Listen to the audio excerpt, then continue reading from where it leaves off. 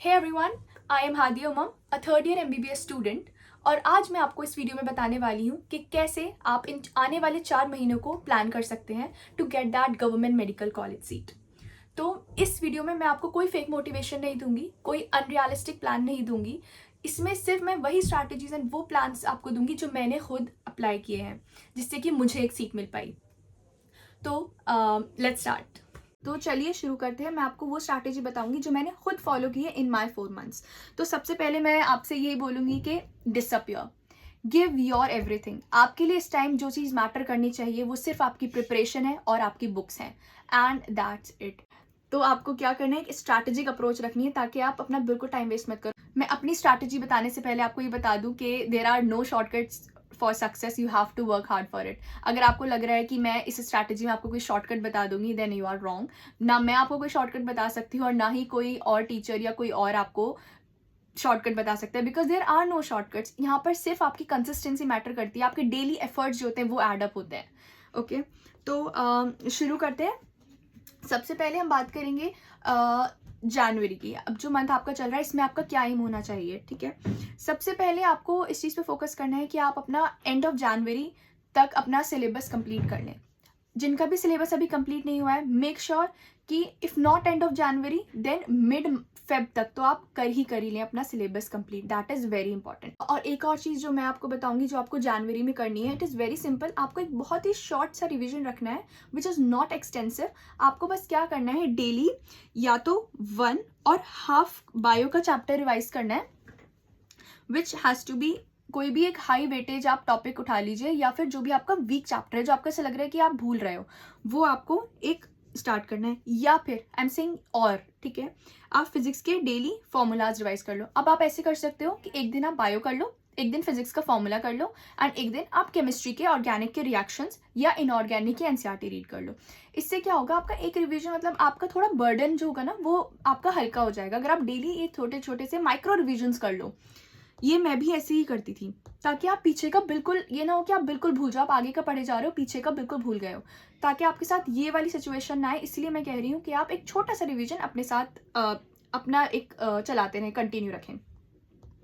Next, coming to February. अब आपको फेब्रवरी में क्या करना है, जिनका सिलेबस कंप्लीट नहीं हुआ है, मेक श्योर कि आप मिड फेब तक कर लें अपना सिलेबस कंप्लीट। चाहे आप 1 शॉट्स देखें, आप किसी कोई भी लेक्चर्स देखें, बट मेक श्योर कि आप मिड फेब तक अपना सिलेबस कंप्लीट कर लें।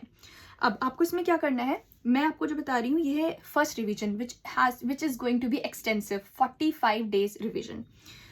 आपको ये करना है from mid Feb to mid March. Okay, इसमें आपको क्या करना है, बायो के 2 चैप्टर्स डेली, फिजिक्स का 1 चैप्टर एंड केमिस्ट्री का 1 चैप्टर।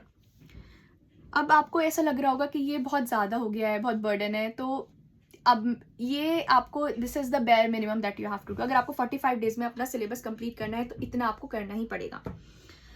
अब आप उसके लिए क्या कर सकते हो, अगर आपने चारों ही चैप्टर्स बहुत ही हाई वेटेज और बहुत ही डिफिकल्ट ले लिए तो ऑब्वियसली वो आपके लिए बर्डन होगा ही। आपको क्या करना है कि एवरी 2 ईजी चैप्टर्स को 2 डिफिकल्ट चैप्टर्स के साथ पेयर अप करना है।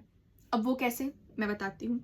फॉर एग्जाम्पल, आपने बायो में लिया लिविंग वर्ल्ड, ठीक है, एंड रेस्पिरेशन। लिविंग वर्ल्ड एक छोटा सा चैप्टर है, बहुत बिल्कुल टाइम नहीं लेगा, बहुत जल्दी आप उसकी रीडिंग कर लोगे। And respiration which is comparatively a little lengthy, ठीक है। फिर आते हैं हम फिजिक्स में। फिजिक्स में अगेन बहुत ईजी चैप्टर मैंने उठाया है, that is units and dimensions. Chemistry में equilibrium which is a long chapter and very high weightage, ठीक है।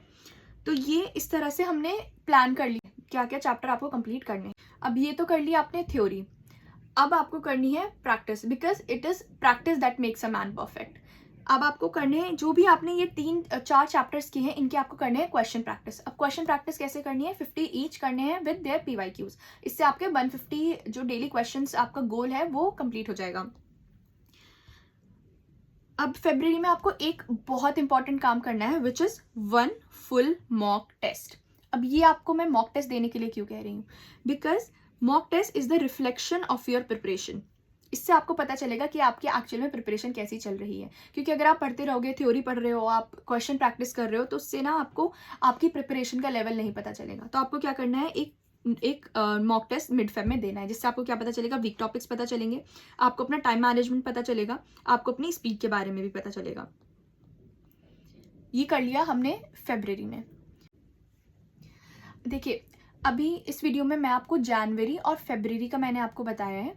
नेक्स्ट मार्च एंड अप्रैल मैं आपको पार्ट 2 में बताऊंगी। अगर आपने इतना भी फॉलो कर लिया जो मैं आपको बता रही हूँ तो आपका सिलेक्शन बहुत आसान हो जाएगा। हाँ, it is a little tough but again I will say there are no shortcuts to success. Keep working hard and keep grinding.